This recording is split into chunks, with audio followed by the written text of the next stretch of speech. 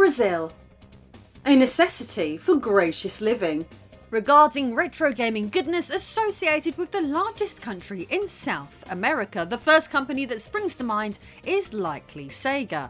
After all, with the help of local company Tectoy, variants of the Sega Mega Drive and Master System continue to sell well up until this very day. On the other hand, Nintendo has had a far more challenging time cracking such a market, with them at points even choosing to withdraw from the country entirely. In September 2020 though, all this would change, with Nintendo of America delighting fans by finally announcing that they would release the Switch in the region. You could say that it was time for Mario to go to Brazil, which is the subject of this very video. After a couple of people asking Mario to come to Brazil, he finally arrived. That arrival is perhaps the inspiration behind one of the coolest ROM hacks released in 2022. That's right, in today's upload we will cover one of this year's most interesting Super Mario World ROM hacks, an experience set in a land famous for its world-class footballers, beautiful women and rainforests. So with all of this said, I am Lady Decade, and this is Mario Goes to Brazil. Once upon a time, there was an anthill. It was truly beautiful. The ants worked all day long tirelessly, but one day winter came. They weren't prepared. The queen ordered her troops to gather resources, but it was to no avail. Because I hid them all. Because I hate ants.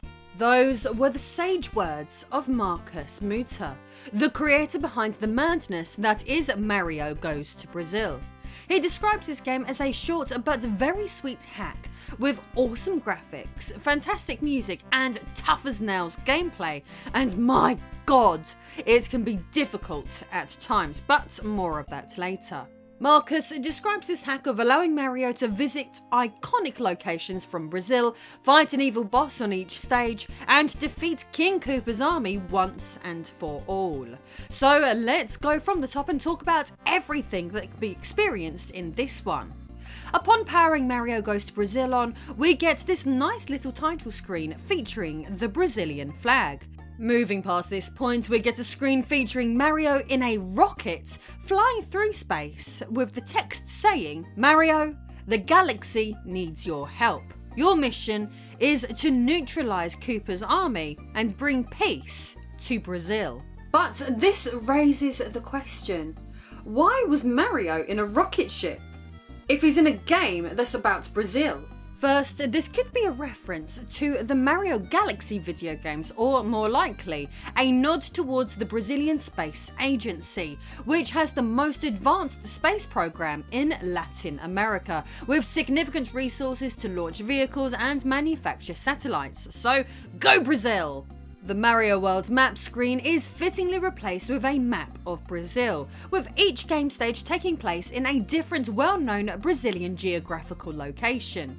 The action starts out at Copacabana in Rio de Janeiro. Not to be confused with the hottest spot north of Havana, where the music and passion were always the fashion, championed by Barry Manilow. This Copacabana is famed for its 4-kilometre long Balneario beach, which very well seems to be where the first stage in Mario Goes to Brazil takes place. Speaking of the stage itself, you may notice that the game instantly from the off features a high level of difficulty, meaning that this gameplay experience is unlikely suitable for more casual Super Mario players. I cannot begin to tell you how many times I died while playing this at points. Frustratingly difficult video game, which is made all the more infuriating by the inclusion of the Castlevania death sound every time you lose a life.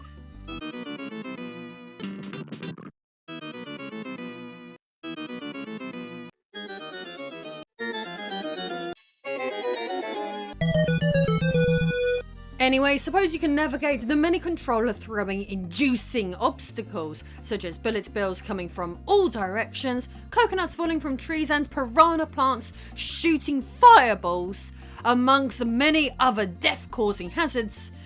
In that case, you may still end up being stopped by having to master other unfamiliar mechanics, such as controlling Mario as you hold onto power lines and straddle along them, jumping when necessary to avoid even more projectiles.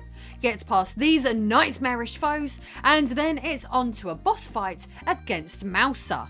Speaking of Mouser, did you know that he's really from Super Mario Bros. 2, which is also known as Doki Doki Panic? Like much of the game, this battle against Mouser can be challenging to say the least. The bob-bombs he chucks at you are highly volatile and explode very quickly. Timing the throws perfectly to give him a taste of his own medicine can be tricky, and it can take many attempts to get 3 accurate shots lined up. Once this rotten rodent has been exterminated, it's off to the next stage, which takes place in Liberdade, Sao Paulo. Being a more obscure location for a more global audience, hitting a hints and tips block gives you more information about the area. Liberdade is home to the world's largest ethnic Japanese community outside Japan, so there is a mini Japan located in South America.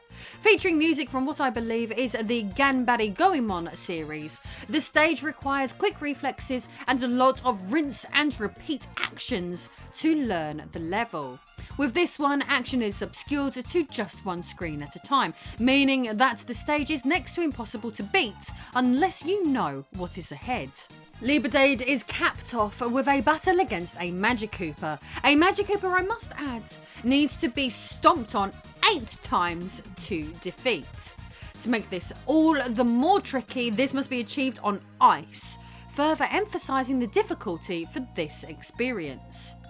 Beating the first 2 stages allows players to save the game between levels at any point. A nice additional Easter egg here is the inclusion of Totaka's song, a melody hidden within many official Nintendo titles.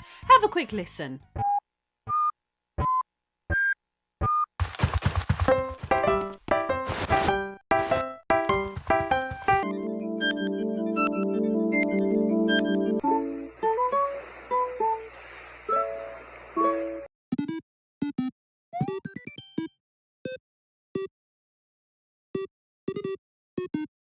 Stage 3 occurs in Pampa, South America's fertile low grasslands. Mario must proceed with caution throughout this area, with the stage being a case of slow and steady, often winning the race. Apples flying from trees must be carefully avoided, along with giant fast-moving spiders that Mario must often run underneath. The rain adds to the area's overall ambience, with the stage concluding with an exciting boss fight against a giant Mario Mask Koopa. This boss can turn into 4 different forms, each using various abilities to try and crash Mario's Brazilian party. Stage 4 moves Mario to the Atlantic Forest. The second largest rainforest on the planet was the first environment the Portuguese colonists encountered over 500 years ago. But what is it like for Mario's first visit? In a remarkable twist, it is stylistically modelled off of the look of the Jungle Zone found in the Sega Master System version of Sonic the Hedgehog. In fact, it even features a 16-bit remix of the music found in that zone too. This is a superb nod, especially considering how synonymous the Master System has become with this region. The Master System to Brazil is like vodka to Russia, or like Utah to Mormonism. The stage mixes up the play with the inclusion of Mario needing to progress vertically up the stage rather than moving horizontally to the right for a change. You may note that this game section feels much more manageable than everything you would have experienced thus far, but don't get too comfortable as shit is about to hit the fan again. Those with a keen eye would have likely noticed a keyhole at the beginning of the level. This is because once Mario ascended to the top of the stage, he must retrieve the key and descend all the way to the bottom of the stage again. This is where the real challenge occurs, as grabbing the key awakens this terrifying, golden flying Spiny. This gameplay mechanic has been pinched straight from Super Mario Bros. 2, emulating the sections whereby you grab a key and get chased by a Phantos mask. A core difference is though, if you drop the key in Super Mario Bros. 2, the Phantos will retreat. However, that is not the case with the Spiny in this game. Instead, Mario is faced with a relentless assault until he reaches the very bottom of the stage.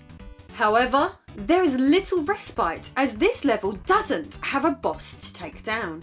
Stage 5 moves the gameplay to Pantanal, a natural region encompassing the world's largest tropical wetland area and flooded grasslands. As usual with this game, the stage can be incredibly challenging. We have Lakitus relentlessly throwing spinnies in all directions as Mario must jump from bubble to bubble, often having to avoid falling into the flooded grasslands below, which function as bottomless pits. The addition of chain chomps and munchers adds to the frustration that occurs when trying to learn the layout of the stage well. It is tough working out the correct timings to make it safely across the pits without being killed by the coming Spinies.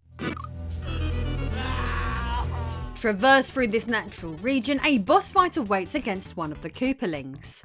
You will recognise this boss fight if you are a seasoned Super Mario World player. Still, it has been made all the more challenging with the introduction of both spikes on the walls and ceiling, along with iced pipes, making what Mario is standing on very slippery. Brazil seems like a pretty terrifying place.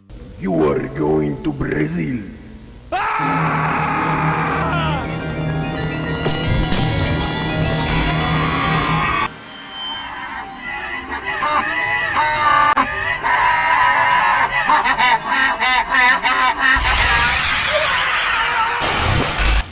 Stage 6 sees Mario reach Goiânia, the capital city and largest city of the Brazilian state of Goiás.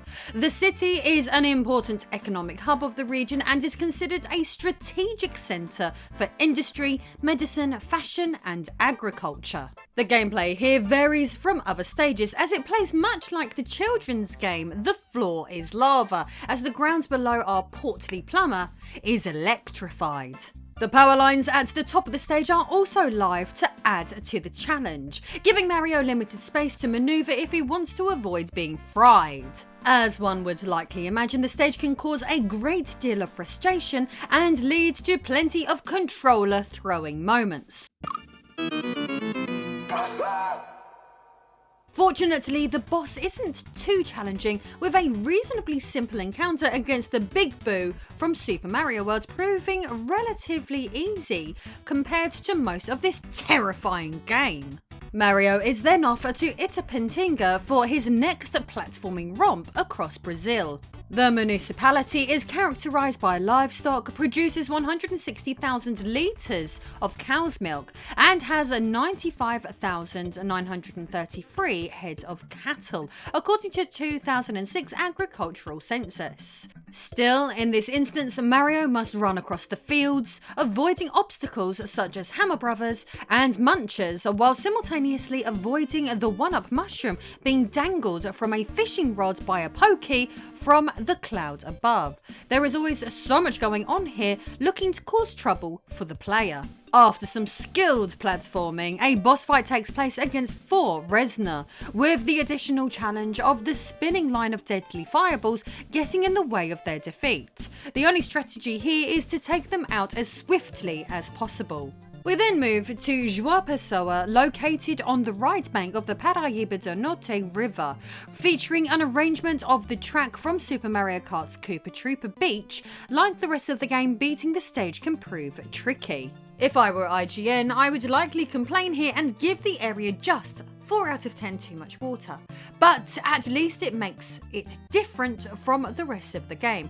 The water, fish and assortment of projectiles make this area nightmarish at times, as there is nothing more stressful than slowly trudging through water, avoiding fast moving creatures and objects. It's all pretty anxiety inducing. Making it to the end of the area earns Mario a showdown against Claw Grip, This member of the crab people must be defeated underwater, changing the dynamic of the fight to what you may have experienced before. Next, Mario moves to the Caatinga. The Caatinga is a xeric shrubland and thorn forest, which consists primarily of small thorny trees that shed their leaves seasonally. Interestingly, the Caatinga is the only exclusively Brazilian biome, which means that a large part of its biological heritage cannot be found anywhere else on the planet. As for the gameplay on display here, Mario must first progress through this barren area from one side to the other, only to pick up a P-switch which must be carried back to the beginning of the stage. Many of the game's familiar enemies and obstacles resurface here. However, some new challenges are also thrown in for extra measure, such as these pokies that can throw their own body parts. After activating the P-switch and going down the pipe at the end of the level, Mario must face off against a Koopaling before entering the game's latter stages. The next level attempts to mix up play by offering a challenge whereby gamers must collect every red coin littered around the stage. This area, known as Aroê Jari, meaning Soul Shelter, is the largest sandstone cavern in Brazil. It's 1,550 meters long, extremely flat, and has numerous waterfalls. This stage is atmospheric, likely due to the fantastic music pitched straight from the tremendous Terranigma. You know, that underworld music.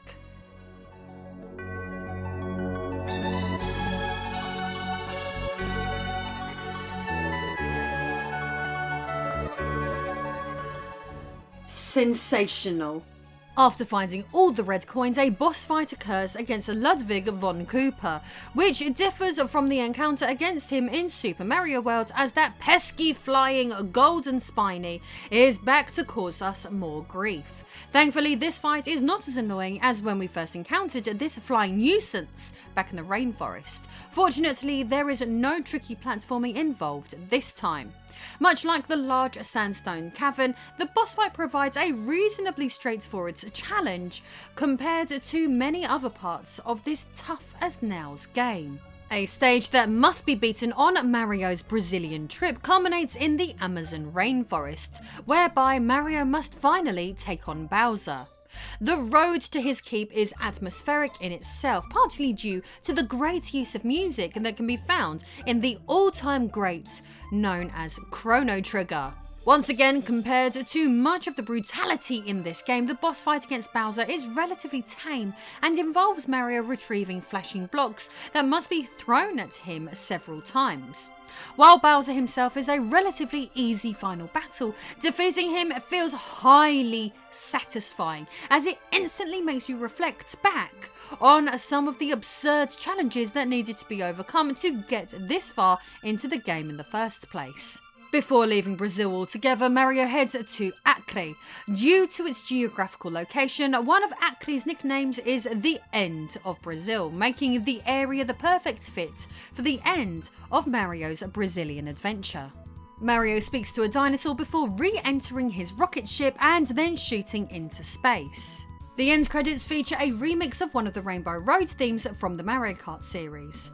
This is a challenging game, which is only further compounded by the fact that most of Mario's trademark abilities that can be taken advantage of in Super Mario World are missing. For example, Mario has lost his spin jump for this endeavour, and power-ups are few and far between. In fact, the only available ones are mushrooms, so Mario can grow in size, and feathers.